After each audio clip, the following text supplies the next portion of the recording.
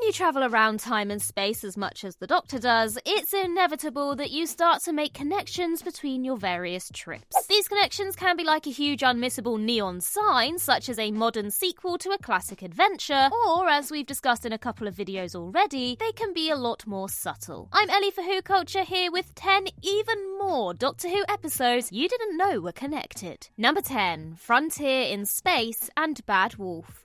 In Frontier in Space, the Third Doctor is accused of espionage and gets sentenced to hard time in a penal colony on the Moon. This is in the 26th century, where the lunar penal colony is reserved for political dissidents and spies. Of course, the Doctor immediately tries to escape with assistance from outer space Jeremy Corbyn impersonator Professor Dale. The Doctor's escape plan fails when he's double-crossed by an appropriately named fellow inmate, Cross. However, despite this scandal, Earth appears to continue imprisoning people on the Moon for millennia, long after Frontier in Space. That's because in the 9th Doctor episode Bad Wolf, it's revealed that the lunar penal colony is still in operation in the year 200100. When the 9th Doctor, Linda with a Y, and Captain Jack Harkness try to bust Rose out of the game station, they're swiftly detained by guards. The charge for blowing up Trini, Susanna, and Anne Robinson? Imprisonment in the lunar penal colony, which is mentioned by one of the guards while the Doctor is in a holding cell.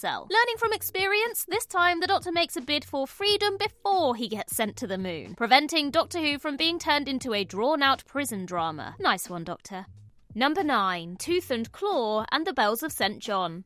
In The Bells of St. John, the 11th Doctor rides an anti-grav motorbike up the Shard to save Clara Oswald from the nefarious plans of Kislet and the Great Intelligence. The Doctor is an old hand at this because, as he tells Kislet via the man with chips, he actually rode this same motorbike in the 2074 anti-grav Olympics. The Doctor also mentions that he came dead last, but which incarnation of the Doctor was it? Well, in Tooth and Claw, the 10th Doctor offers to take Rose to the first ever anti-gravity Olympics. The Doctor and Rose never make it, however, because they end up coming face-to-face with Queen Victoria and a werewolf, despite aiming for an Ian Dury and the Blockheads concert in 1979 Sheffield. So after being exiled by Queen Victoria, did the Doctor and Rose head to Sheffield and follow it up with a trip to the anti-grav Olympics, where the Doctor came dead last in a bike race? Well, it's certainly possible. Let's not forget that the 10th Doctor jumped in to deliver the torch to its final destination during the 2012 Olympics. So of course he'd volunteer to actually compete himself. He may not have won, but he did get a sweet ride out of it. Number 8, Daleks Invasion Earth 2150 AD and Doomsday. The Peter Cushing Dalek movies take place in an alternate reality to the prime Doctor Who universe. However, they've had a big influence on the modern era of the show, particularly in the design of the Daleks. Since 2005, Daleks have had the larger dome lights of the Cushing movie versions, and the short-lived colourful Daleks from 2010 owe a major design debt to their chunkier Technicolor ancestors. The biggest influence, though, was a bit of Dalek lore that had first been mentioned on screen in 1966 Daleks Invasion Earth 2150 AD. This second Peter Cushing movie established that Daleks measure time in rels. The word rel had been introduced by Dalek creator Terry Nation in his 1960s tie-in books, but Daleks Invasion Earth 2150 AD, what a mouthful, was the only on-screen source to use it, until 2006. 40 years after Daleks Invasion Earth 2150 AD, hit cinemas, Russell T Davies canonised the use of rels in the prime Doctor Who universe in the episode Doomsday. When the Cult of Skaro is looking at some footage and notices the 10th Doctor in the background, it is instructed that this footage be rewound by 9 rels. From that moment on, the new series Daleks have measured time in rels, even though nobody is entirely sure how long a rel is. So based on the rel counter pictured in Daleks Invasion Earth 2150 AD, it appears that 50 rels is equivalent to 60 seconds. Number 7, Time and the Rani and A Christmas Carol.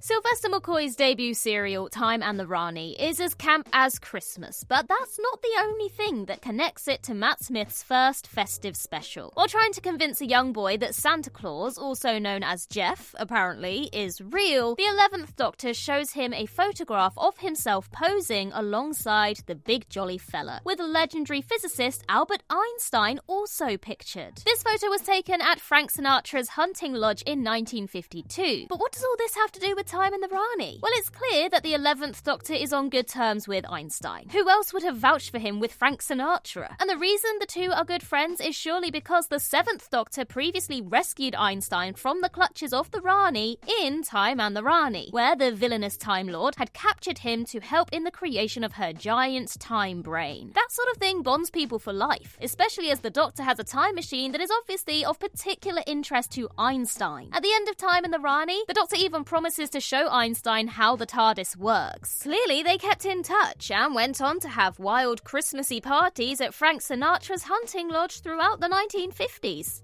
Number 6. The Day of the Doctor and the Witchfinders. In The Witchfinders, the 13th Doctor attempts to take the fam to see the coronation of her ex-wife, Queen Elizabeth I. Unsurprisingly, given the Doctor's history with Elizabeth, the TARDIS gives the coronation a swerve and instead lands them in Balhurst Crag in the early 17th century. This passing reference to Queen Elizabeth I isn't the only link between the Witchfinders and the Day of the Doctor. The Witchfinders also features King James, who takes a particular shine to Ryan and reveals his complicated family history to him. James was the son of Mary, Queen of Scots, who was seen by many as the rightful heir to Elizabeth I's throne. In 1562, the same year that much of the Day of the Doctor is set, a potential meeting between Mary and Elizabeth to mediate this power struggle was abandoned due to a civil war in France. From there, the story of Mary and Elizabeth's rivalry becomes long and convoluted and very bloody. But King James neatly sums it up for Ryan when he explains, "My father was murdered by my mother, who was then imprisoned and beheaded. And who ordered that James's mother be beheaded? Elizabeth I, the Queen of England and the Doctor's ex-wife." This is one bit of family drama the Doctor should probably stay out of. Number 5. The Girl in the Fireplace and the Legend of Ruby Sunday.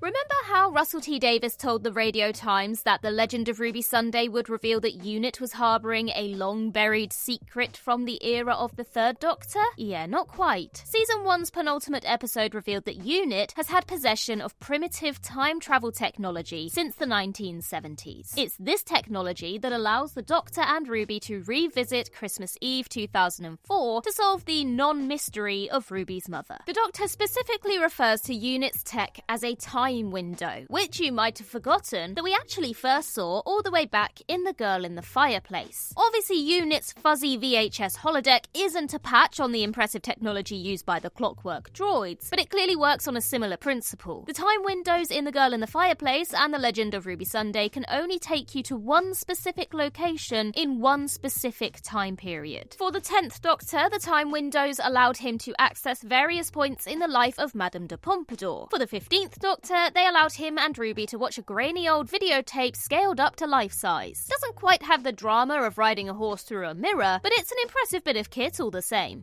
Number 4. The Angels Take Manhattan and the Crimson Horror. A made-up brand can be a good way to lend continuity to your fictional world. The Simpsons has Duff Beer, the movies of Quentin Tarantino have Red Apple cigarettes, and Doctor Who has Magpie Electricals. However, that's not the only brand that recurs across the Doctor Who universe. Brightwell and Hyman is a manufacturing company that made the matches with which Rory attempts to combat the cherub weeping angels in The Angels Take Manhattan. Unfortunately for Rory, Brightwell and Hyman doesn't specialise in anti-angel super matches, and they're just as prone to being blown out as any other brand. Although the 1938 set The Angels Take Manhattan is the first time we see Brightwell and Hyman matches on screen, the company has existed in the Doctor Who universe since at least 1893. In The Crimson Horror, a poster can be ever so briefly glimpsed in the background advertising Brightwell and Hyman quality matches. Could it be that Brightwell and Hyman owns the match factory around which Sweetville was built? It's never confirmed in the dialogue, but a similar looking factory does appear on this blink and you'll miss it poster. Despite this being so obscure that even the bloody TARDIS wiki page doesn't include Brightwell and Hyman's cameo in The Crimson Horror, it is a fun link between two stories from either side of Matt Smith's final series. Number 3. Robot and Listen.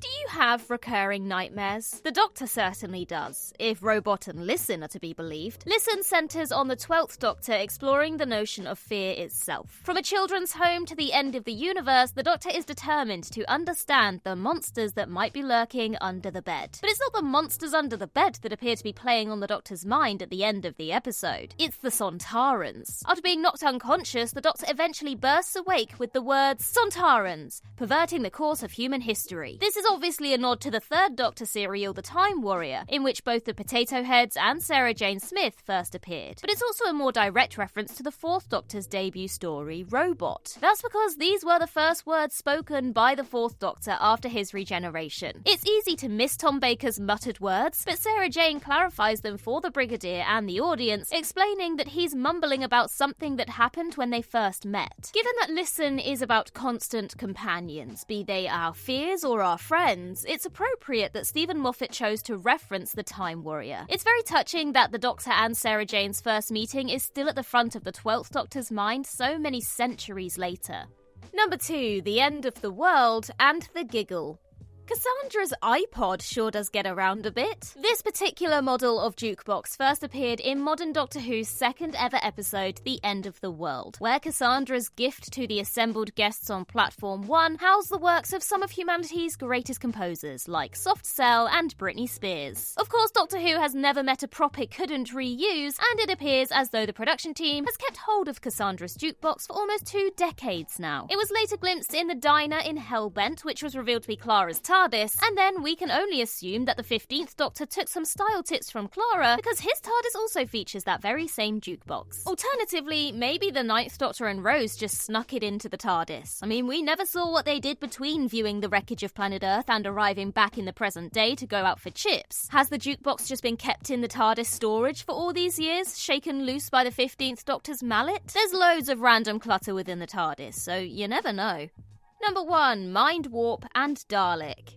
Some Easter eggs are so random and unexpected that it's not entirely clear how they even came about. That's the case with Mind Warp and Dalek, which are connected by the rather dubious honour of being the only Doctor Who stories to feature the xenomorph from the Alien franchise. In Mind Warp, the 6th Doctor is forced to assist the scientist Crozier with his attempts to transfer the mind of Lord Kiv into another body. While exploring Crozier's laboratory, the Doctor finds a glass beaker that houses a xenomorph in its infant chestbuster form. The Doctor looks suitably disgusted by what he finds, presumably because he knows how the creature came into being. Many years later, and much earlier in the life cycle of a xenomorph, an alien egg is glimpsed in the extensive collection of Henry Van Statten. This ovomorph, to give it its scientific name, can be seen right next to the TARDIS, though the Doctor doesn't pay it any attention. The ovomorph is a pretty smart Easter egg to include in Dalek. Along with the original Alien movie from 1979, this episode concerns a single